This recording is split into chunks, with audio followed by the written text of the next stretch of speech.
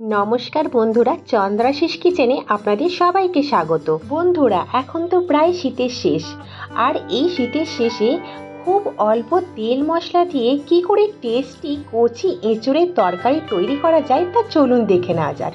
তার আগে বন্ধুরা, আপনারা যদি আমার চ্যানেলে নতুন হয়ে থাকেন তাহলে অবশ্যই আমার চ্যানেলটাকে সাবস্ক্রাইব করবেন আরও সুন্দর সুন্দর এইরকম ভিডিও পেতে।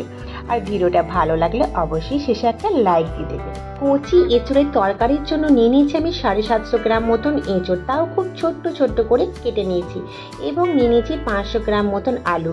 এঁচোড় এবং আলুর সাইজটা কিন্তু একই রকম হবে, মানে দুটি ছোট ছোট করে পিস করে কেটে নেব। তারপরে এঁচোড় এবং আলু দুটোই আমি কুকারে একটু সেদ্ধ করে নেব। তাই কুকারে এঁচোড় এবং আলু দেওয়ার পর দিয়ে দেবো 2 বাটি জল, 1 চামচ সাদা তেল অথবা সর্ষের তেল, আর দেব 1 চামচ নুন। তেল দিলে এঁচোড়ের মধ্যে যে আঠা থাকে সেটা কিন্তু কুকারের গায়ে লাগবে না, কাজেই কুকারটা পরবর্তীকালে মাজতে কোনো রকম অসুবিধা হবে না। তারপর দুটো সিটি ফেলে নেব হাই ফ্লেমে। এদিকে একটা কড়াইয়ের মধ্যে আমি দিয়ে দেবো 2 চামচ মতন ভেজিটেবল অয়েল। তেলটা গরম হয়ে গেলে তেজপাতা এবং দুটো শুকনো লঙ্কা দিয়ে দেবো, আর দেবো 1/3 চামচ মতন 5 ফোড়ন। তারপর একটু নাড়াচাড়া করার পর দিয়ে দেবো দুটো মাঝারি সাইজের পেঁয়াজ। পেঁয়াজগুলো খুব সরু সরু করে কুচি করে নিয়েছি। তারপরে পেঁয়াজগুলো একটু ভেজে নেব, পেঁয়াজগুলো মোটামুটি ব্রাউন কালার করে ভাজতে হবে। এদিকে আমি মিক্সির মধ্যে দিয়ে দেবো একটা মাঝারি সাইজের টমেটো এবং গোটা 4-5টা মতন রসুন এবং দুটো কাঁচা লঙ্কা।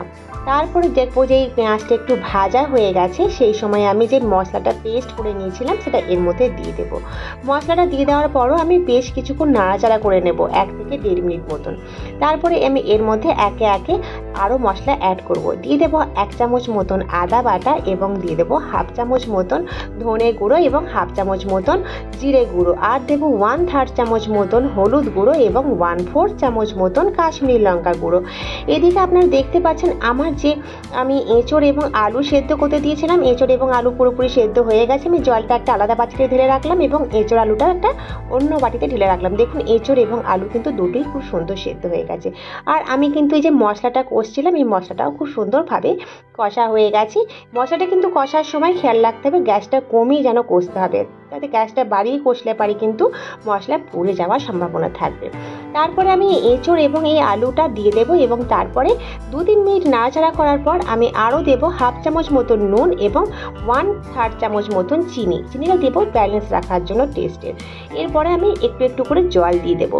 জলটা আমি যে জলটায় সেদ্ধ করেছিলাম এঁচোড়ের যে জলটা, সেই জলটা এর মধ্যে অ্যাড করছি। আপনারা অনেকেই আছেন যারা এঁচোড়ের জলটা পছন্দ করেন না, ফেলে দেন, কিন্তু আমি বলবো এঁচোড় এবং মোচা রান্না করার সময় যে জলটা থেকে থাকে সেটা কিন্তু দিয়ে দেওয়াই ভালো, কেননা ওটার মধ্যেই কিন্তু পুরো গুণাগুণটা থেকে যায়।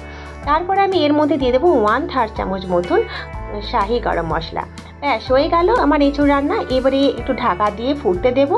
মোটামুটি 3-4 মিনিট ফুটে গেলে পরে হয়ে যাবে আমাদের এঁচোড় রান্না পুরোপুরি কমপ্লিট। আপনারা দেখতে পাচ্ছেন আমি কত কম তেলে কতটা এঁচোড় রান্না করেছি, একদম খুব সুন্দর লুক লাগছে, আর এটা কিন্তু খেতেও ভীষণ টেস্টি হয়েছে।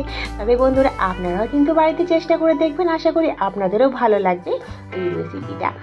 আর ভিডিওটা ভালো লাগলে অবশ্যই লাইক দেবেন, আর যদি আরও ভালো লেগে থাকে তাহলে পারে আপনারা বন্ধু এবং আত্মীয়দের মধ্যে এই ভিডিওটা শেয়ার করতে পারেন, যাতে তারাও এই সুন্দর রেসিপিটি দেখতে পারে। তাহলে বন্ধুরা, আজ চলি, দেখা হবে নেক্সট ভিডিওতে আবার একটা সুন্দর রেসিপি নিয়ে। টাটা, বাই বাই, ভালো থাকবেন, সুস্থ থাকবেন।